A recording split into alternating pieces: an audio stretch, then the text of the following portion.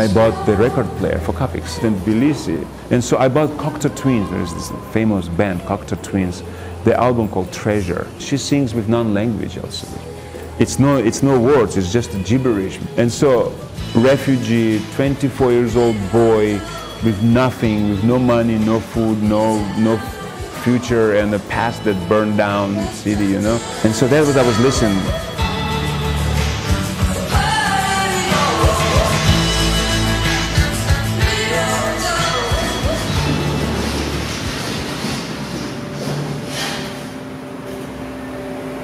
This time I was 8 years ago in Georgia.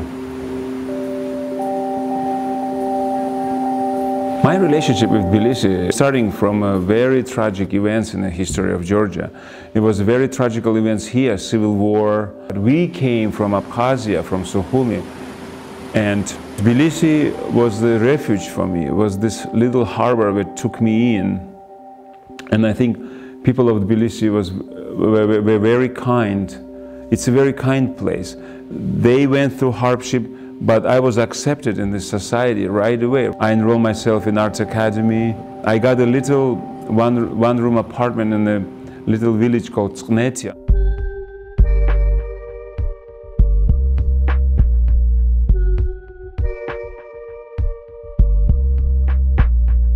First time I saw Tbilisi in November of '93. I went there without any transportation. It was just a very long walk. I entered that village and it's snowing and the snow comes really hard.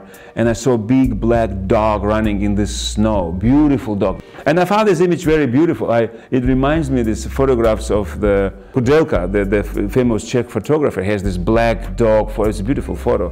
And I was thinking, wow, it's a very Kudelkian world I'm going to live.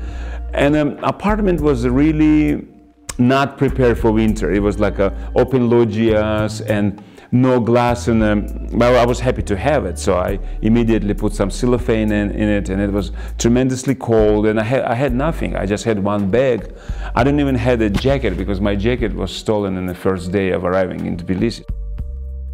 I think it's my second home. I was second time born here.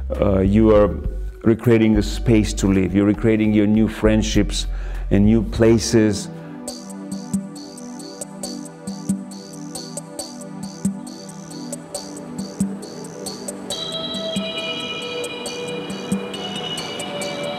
If you think about Sokhumi, it's first of all, it's deep past for me. It doesn't exist anymore. I always remember, I was fascinated in childhood when I knew one of my favorite artists, Marc Chagall, came to Soviet Union. He was living years in France. But originally he was from Vitebsk. It's a little town in Belarusia, Vitebsk.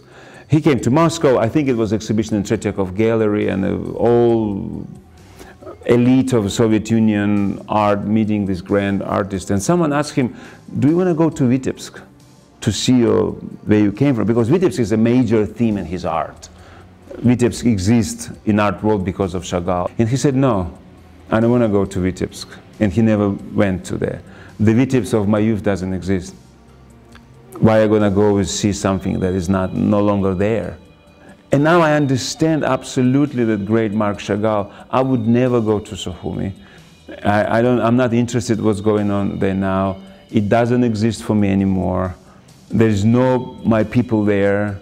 There is no relationship. There is no our accents, our slang, you know, our jokes. It's never there anymore, you know. But Sokhumi of my past exists.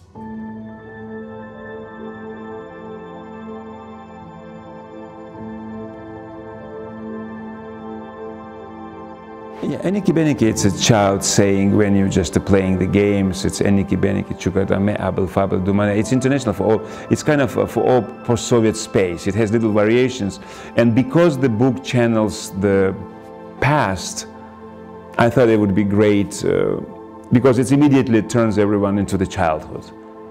And it took me 7 years to write that book. And the first word of a novel is a Sokhumi, and the last word of a novel is a Tbilisi. That's the spine of a novel. But from there, coming all these memories of my life, of my childhood, of my first love, of shyness to be in love.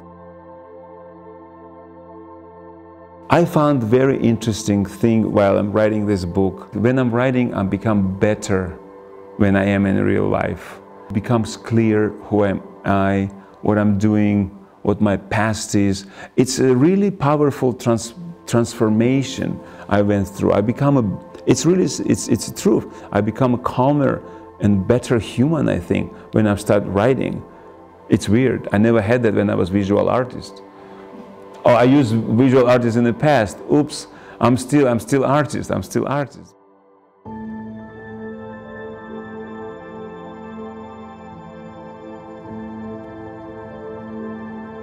I was really patient. I was fanatical about visual art, fanatical person, really.